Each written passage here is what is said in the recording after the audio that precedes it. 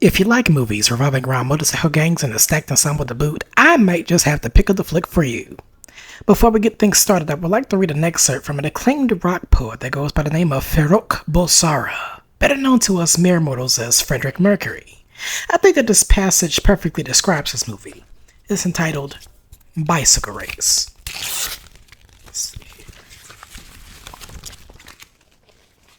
And it goes a little something like this.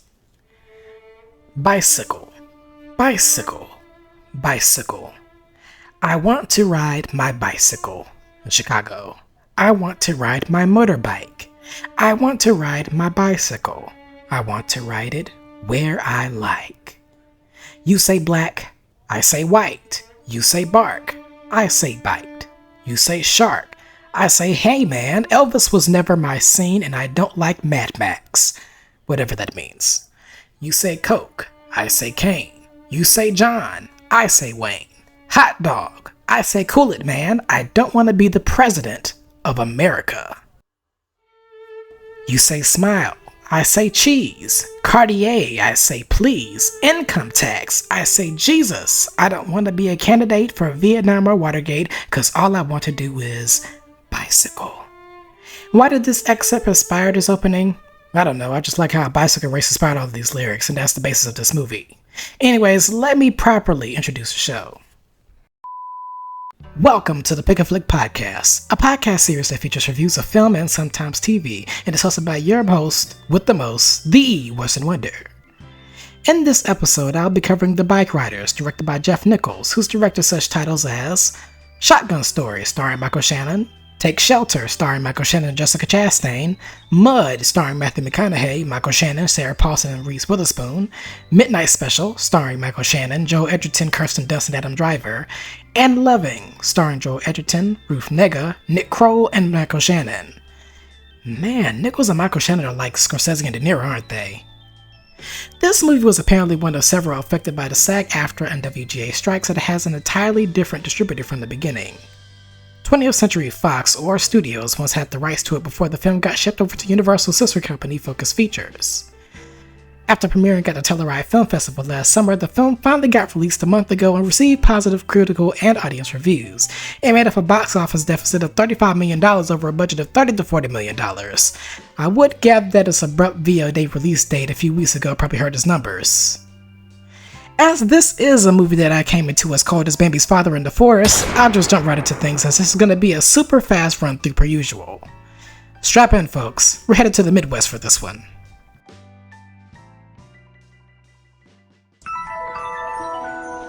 Loosely based on real-life events depicted in the picture book of the same name by Danny Lyons circa 1960s, the story revolves around the Chicago-based motorcycle club that initially started out with dirt bike racing and good vibes before converting to the Speakeasy-like club with motorcycle fanatics that wasn't afraid to participate in gang-banging activities, especially when one of their own was threatened by someone. It's too bad that Smokey Robinson didn't drop his banger around this time. Wasting your time, drinking that wine, smoking that smoke, doing that coke, dealing that dope, giving up hope, gang banging. This gang of cyclist bandits refer to themselves as the Vandals, and the club grew into several chapters of other gangs across the Midwestern region. Their story is accompanied with a close eye from a young woman named Kathy, played by Jodie Comer, who notates the club's events to her photographer friend, basically the real-life Danny Lyon figure, who's played by Mike Feist. As Kathy gets to know the crew, a lively bunch all of them, she begins a relationship with and eventually marries Benny, played by Austin Butler, one of the devilishly handsome yet mysterious members of the squad, while occasionally going at odds with the head honcho, played by Tom Hardy, on making sure Benny stays safe, or, God forbid, he'd be forced to leave the club for security reasons. Oh no! While I did come into this movie cold, what attracted me to it was the starry ensemble cast, and there were some inspired choices. Everyone here is good looking and fits the 60s aesthetic to a T. Regarding Jodie Comer's character and performance, her accent is convincing enough to the real-life person from the Midwest that I'd never want to hear the accent for a near 2-hour feature ever again. No! However, if there was an accent here that felt completely out of place, there was none quite as jarring as Tom Hardy's accent. Maybe because he was on holiday from Venom during the shoot, who knows. but it sometimes feels like his accent sounds like a bit of a Midwestern version of a character Tom Hanks will play sometimes. Still, along with Austin Butler's character, he gives the most gravitating and memorable performance of the movie.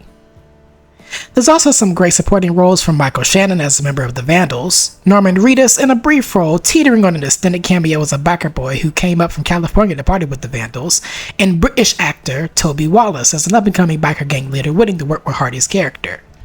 The cinematography is another selling point here. The film has that gritty quality to it that's truly inspired by those classic 60s movies within the genre. It's also a smoker's paradise visually, so if you had any bouts of emphysema at this time, you would have been having a terrible time with this crew. And that's tacked on with a soundtrack featuring a who's lineup of artists that were riding high on the charts at that time. Overall, it's very immersive to the story it's striving to tell, but when you look outside of the glimmering visuals, there is a storyline that may leave little satisfaction, which is where I segue into the only slight that I have toward this movie, which is this. The story itself is a by-the-numbers tale with nothing really new coming up under the surface. The pacing at times can make you feel like the general runtime can be a bit overboard, but it doesn't really affect the movie completely on that front. On the rating scale, I'd have to give the Bikeriders a 3 out of 5 popcorn buckets. The cast's chemistry, personality, and humor, as well as the general vibe of the film, was entertaining to see despite a story that doesn't make any daring moves, and sometimes that's to be expected. I wonder how this would have fared as a limited series, but that's a thought in another universe.